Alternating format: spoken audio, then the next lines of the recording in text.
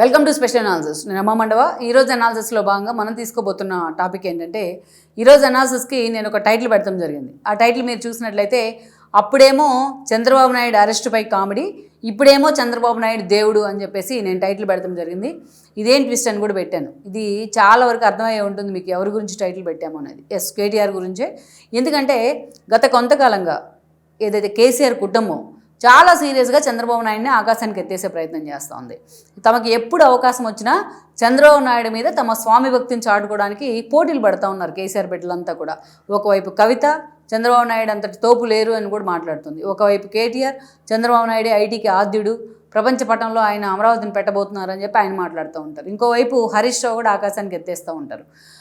స్టార్టింగ్లో వీళ్ళు రేవంత్ రెడ్డి ముఖ్యమంత్రి అయిన తర్వాత రేవంత్ రెడ్డిని తిట్టే క్రమంలో చంద్రబాబు నాయుడు భయం చేసేవాళ్ళు. వీళ్ళు రేవంత్ రెడ్డి పాలన కంపేర్ చేసే క్రమంలో నీ గురువు చంద్రబాబు నాయుడు పాలన చూడు ఎలా ఉంది అని చెప్పి రేవంత్ రెడ్డిని టార్గెట్ చేసేవాళ్ళు. అలా తిట్టడానికి వాడుకునేవాళ్ళు.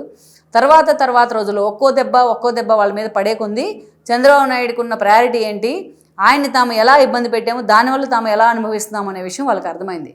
అందుకే ఈరోజు మాటకు ముందు చంద్రబాబు నాయుడిని ఆకాశానికి ఎత్తే ప్రయత్నం చేస్తూ ఉన్నారు. అసలు వీళ్ళందరికంటే కవిత కేటీఆర్ మాత్రం పదే ఈ విషయంలో పోటీ పడుతూ ఉన్నారు.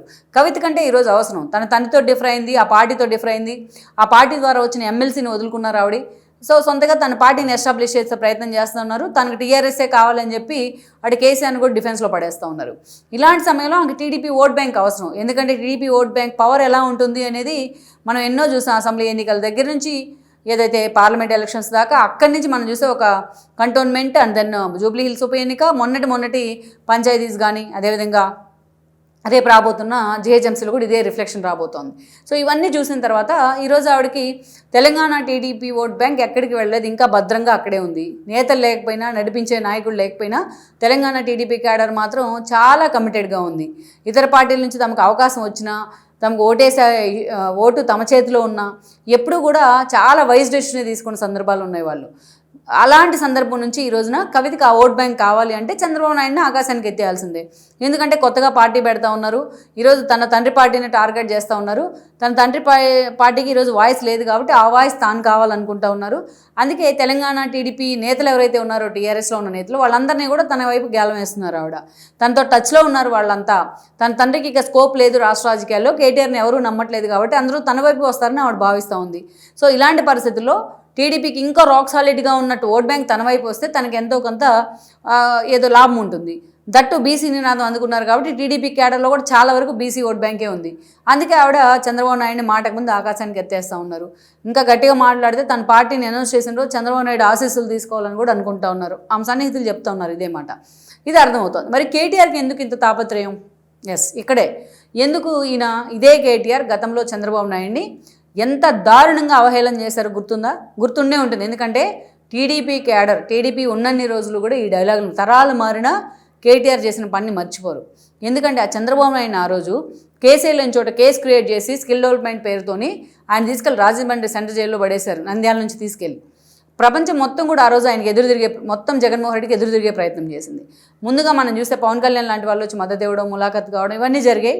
ఆ తర్వాత చూస్తే ఫస్ట్ టైం చంద్రబాబు నాయుడు కోసం మద్దతుగా ఆయన కోసం వాయిస్ వినిపించింది తెలంగాణకు చెందిన ఐటీ ఎంప్లాయీసే.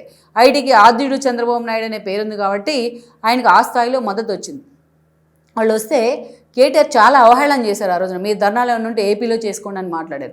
స్వయంగా లోకేష్ ఫోన్ చేసి ఆయనతో కూడా ఇదే మాట చెప్పారు, మీ ఏమైనా ఉంటే ఏపీలో చూసుకోండి, ఇక్కడ లాండ్ ఆర్డర్ ఇష్యూస్ క్రియేట్ చేయమాకండి అని చెప్పేసి. అండ్ దెన్ పక్క రాష్ట్రంలో ఇష్యూలతో మాకేం సంబంధం అంటూ హరీష్ మాట్లాడారు. పక్క రాష్ట్రంతో ఉన్న జగన్తో సంబంధం వీళ్ళకి, జగన్తో వ్యాపారాలు ఉంటాయి, జగన్తో కలిసి ఎక్కర్ స్కాములు చేస్తారు.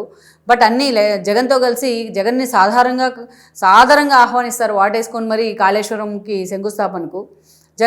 ఏదైతే జగన్మోహన్ రెడ్డి పార్టీకి చెందిన రోజా ఇంటికి వెళ్ళి చక్కగా అన్నీ తినేసి వచ్చి పోతిరెడ్డిపాడు పక్క వెడల్పు చేస్తే నేను సపోర్ట్ చేస్తాను అని చెప్పి వస్తారు.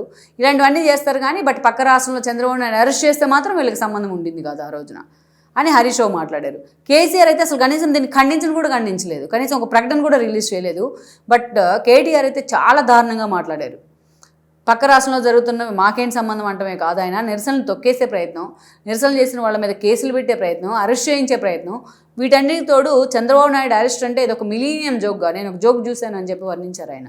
ఇది ఇగోని హట్ చేసింది, టీడీపీ కార్డు ఇగోని హట్ చేసిన కారణంగానే ఈరోజు వాళ్ళు ఆ ర్యాలీ మొత్తం టీడీపీ క్యాడర్ అంతా టువర్డ్స్ రేవంత్ రెడ్డి వైపు ర్యాలీ అయింది. చంద్రబాబు నాయుడు చెప్పలా మీరంతా వెళ్ళి కాంగ్రెస్ని గెలిపించండి అని, చంద్రబాబు నాయుడు ప్రచారం చేయాల మీరంతా వెళ్ళి రేవంత్ రెడ్డి వైపు నిలబడండి అని.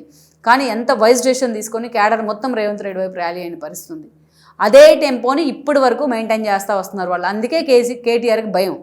ఈరోజు అది అయిపోయింది. ఎంపీ ఎలక్షన్స్ వచ్చినాయి. ఎంపీ ఎలక్షన్స్లో ఒక్క సీట్ అన్న టీఆర్ఎస్ గెలుచుకుందా ఆ రోజున? సరే అది అయిపోయింది. అది అయిపోయిన తర్వాత లాస్ట్లో చనిపోతే కంటోన్మెంట్ ఉప ఎన్నిక వచ్చింది. అది కూడా సాయన్న ఒకప్పుడు టీడీపీ సీటే అది. అక్కడ టీడీపీ ఓట్ బ్యాంక్ కూడా ఉంది. కనీసం ఆ సీటు సొంత సీటు కదా బీఆర్ఎస్ది, వాళ్ళు గెలుచుకున్నారా? అది కూడా కాంగ్రెస్ ఖాతాలోనే పడింది కదా. అప్పటికి రేవంత్ రెడ్డి ప్రభుత్వం వచ్చి కొద్ది రోజులు అవుతూ ఉంది. ఇంత ఇంపాక్ట్ కూడా లేదు అప్పట్లో. ఆ తర్వాత మళ్ళీ మొన్న మాగంటి గోపీనాథ్ చనిపోతే జూబ్లీ హిల్స్ ఉప ఎన్నిక వచ్చింది. అది కూడా టీడీపీ సీటే ఒకప్పుడు. ఆ తర్వాత ఆయన బీఆర్ఎస్లోకి వెళ్ళి అక్కడి నుంచి గెలవడం జరిగింది. యాక్చువల్గా జూబ్లీ హిల్స్లో నిజంగా బీఆర్ఎస్ గెలవాలి, అంత ముందుగానే అభ్యర్థిని ప్రకటించారు వాళ్ళు. మొత్తం అప్పటి నుంచి కేటీఆర్ టీడీపీ క్యాడర్ అంతా మా వైపే ఉంది, చంద్రబాబు నాయుడు కల్ట్ పొలిటీషియన్ అది ఇది అని చెప్పి అవకాశం వచ్చినప్పుడల్లా పొగిడేవాడు. లోకేష్ నా తమ్ముడు అని చెప్పేవాడు. ఇంత చేసినా రేవంత్ రెడ్డి ఇచ్చిన ఒకే ఒక్క పిలుపు, టీడీపీని ఇక్కడి నుంచి సాగనంపినందుకు మీకు ఓటేయాలా, టీడీపీ గద్దెలు పగలగొట్టినందుకు మీకు ఓటేయాలా, చంద్రబాబు నాయుడిని నన్ను కలిపి ఓటుకు నోటిలో ఇరికించినందుకు మీకు ఓటేయాలని అడిగితే మొత్తం జూబ్లీ హిల్స్ ఓటర్లంతా గంపగొత్తంగా తీసుకెళ్లి ఓట్లన్నీ కాంగ్రెస్కి గుద్దిపడేశారు. ఇప్పుడు అర్థమైంది కేటీఆర్కి. ఆల్రెడీ మొత్తం పూర్తిగా కోల్పోయి ఉన్నారు. ఇలాంటి పరిస్థితుల్లో కవిత పులి మీద పుట్రలా వాళ్ళ వెంటబడుతూ ఉంది. ఆ మిగిలిన్న నేతల్ని క్యాడర్ని తన వైపు లాక్కునే ప్రయత్నం చేస్తూ ఉంది. ఇప్పుడు ఇలాంటి క్రూషియల్ టైంలో, ఇది నిజంగా క్రూషియల్ టైమే, ఇలా ఎడ్జ్ తీసుకునే టైమే. ఇలాంటి టైంలో కవితను అలాగే వదిలేస్తే ముందు బీఆర్ఎస్ని ఖాళీ చేస్తుంది, తర్వాత టీడీపీ ఓట్ బ్యాంక్ని అట్రాక్ట్ చేసే ప్రయత్నం చేస్తుంది. అందుకే కేటీఆర్ చాలా జాగ్రత్తగా పదే పదే చంద్రబాబు నాయుడు పొగుడుతూ ఉన్నారు. ఒకే దెబ్బకు రెండు పిట్టల్లాగా. కవిత వైపు తన పార్టీ నేతలను వెళ్లకుండా చేయొచ్చు, తన పార్టీ కొంచెం బూస్ట్ ఇచ్చే ప్రయత్నం చేయొచ్చు, తన సోషల్ మీడియాకి వాయిస్ ఇచ్చినట్టు అవుతుంది, at the same time Revanth రెడ్డిని డిమోరలైజ్ చేసినట్టు అవుతుంది.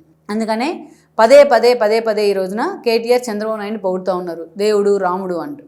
నిన్నటిదాకేమో ఎగతాళి చేశారు, ఇప్పుడేమో దేవుడు రాముడు అని పొగుడుతూ ఉన్నారు ఓట్ బ్యాంక్ కోసం. సో ఇప్పుడు ఈ స్థాయిలో కేటీఆర్ పొగిడినా, చంద్రబాబు నాయుడు ముందు సాగిలపడ్డా, ఇంకోటి చేసినా టీడీపీ ఓట్ బ్యాంకో, చంద్రబాబు నాయుడు అభిమానులు, చంద్రబాబు ఫాలోయర్సో కేటీఆర్ వైపు చూస్తాడని అయితే నేను అనుకోవట్లేదు. సో ఇప్పుడు ఇంకా కవిత వైపు మొగ్గు చూపే అవకాశాలు ఎక్కువగా కనిపిస్తూ ఉన్నాయి. లెట్స్ సీ మరి ఇవన్నీ కూడా ఎంతవరకు వర్కౌట్ అవుతాయి. గత అనుభవాల్ని టీడీపీ క్యాడర్ నిజంగా బీఆర్ఎస్ విషయంలో మర్చిపోతుందా అన్నది కూడా మనం చూడాల్సి ఉంది.